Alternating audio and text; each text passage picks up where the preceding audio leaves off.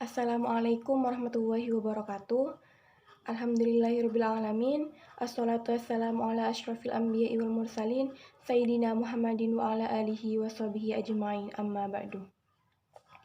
Yang saya hormati dosen pembimbing mata kuliah Bahasa Indonesia dan yang saya hormati teman-teman kelas KPI 1 yang berbahagia. Langsung saja, di sini saya akan menjelaskan makalah saya yang berjudul Membentuk Identitas Indonesia dalam Arus Globalisasi. Di sini akan ada 4 sebab yang akan kita bahas. Yang pertama, tentang pengertian identitas nasional. Yang kedua, karakter identitas Indonesia. Yang ketiga, pengertian identitas nasional Indonesia. Dan yang keempat, pengaruh globalisasi pada nasionalisme Indonesia. Memasuki subbab yang pertama, yaitu tentang pengertian identitas nasional. Identitas nasional adalah suatu jati diri dari suatu bangsa. Artinya, jati diri tersebut merupakan milik suatu bangsa dan berbeda dengan bangsa lainnya. Dalam garis besarnya, identitas nasional merupakan suatu jati yang tidak hanya mengacu pada individu tertentu, namun juga berlaku untuk suatu kelompok, organisasi, ataupun negara. Setiap negara yang merdeka memiliki identitas nasionalnya masing-masing, agar negara tersebut bisa dikenal oleh bangsa lain, dan juga mampu menjaga eksistensi serta kelangsungan hidup negara-negara tersebut. Identitas nasional bagi bangsa Indonesia itu ditentukan oleh ideologi yang dianut dan juga ditentukan oleh norma dasar yang dijadikan pedoman untuk berperilaku. Memasuki subbab yang kedua, yaitu tentang karakter identitas Indonesia. Identitas bangsa Indonesia bukanlah suatu yang dilahirkan atau telah terwujud dewasa ini, akan tetapi merupakan suatu yang terus-menerus diwujudkan oleh keseluruhan bangsa Indonesia. Identitas kebangsaan merujuk pada bangsa dalam pengertian politik, yaitu bangsa negara. Karena itu, negara perlu menciptakan identitas kebangsaan atau identitas nasional yang merupakan kesepakatan dari banyak bangsa di dalamnya. Identitas nasional berasal dari identitas satu bangsa yang kemudian disepakati oleh bangsa-bangsa lainnya. Bentuk identitas kebangsaan bisa berupa adat istiadat, bahasa nasional, lambang nasional, bendera nasional, juga termasuk ideologi nasional. Subbab yang ketiga yaitu identitas nasional Indonesia. Identitas nasional Indonesia merupakan ciri-ciri yang dapat membedakan negara Indonesia dengan negara lain. Identitas nasional Indonesia dibuat dan juga disepakati oleh para pendiri negara Indonesia. Identitas nasional Indonesia tercantum dalam Konstitusi Indonesia, yaitu Undang-Undang Dasar 1945 dalam pasal 35-36C. Identitas nasional yang menunjukkan jati diri Indonesia diantaranya adalah sebagai berikut. Yang pertama, bahasa nasional atau bahasa persatuan. Yang kedua, bendera negara yaitu sang merah putih. Yang ketiga, lagu kebangsaan yaitu Indonesia Raya. Dan yang keempat, lambang negara yaitu Pancasila.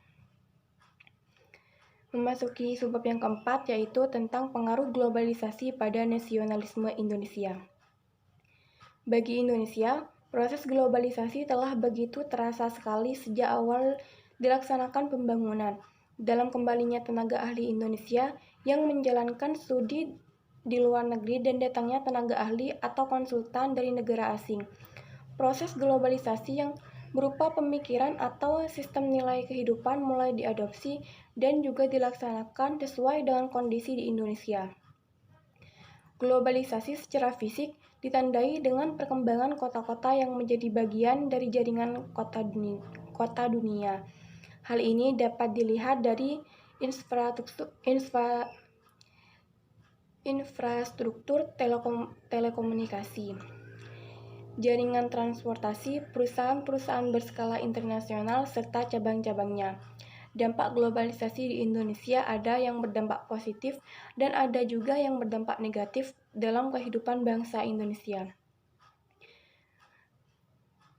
Dampak positif dari globalisasi dalam kehidupan bangsa Indonesia yaitu yang pertama, perubahan tata nilai dan sikap adanya globalisasi dalam budaya.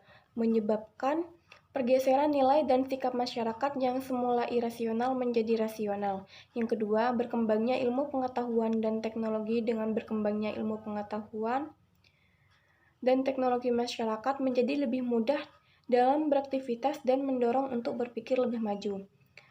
Yang ketiga yaitu tingkat kehidupan yang lebih baik, dibukanya industri yang juga memproduksi alat-alat komunikasi dan transportasi yang canggih merupakan salah satu usaha mengurangi pengangguran dan meningkatkan taraf kehidupan masyarakat.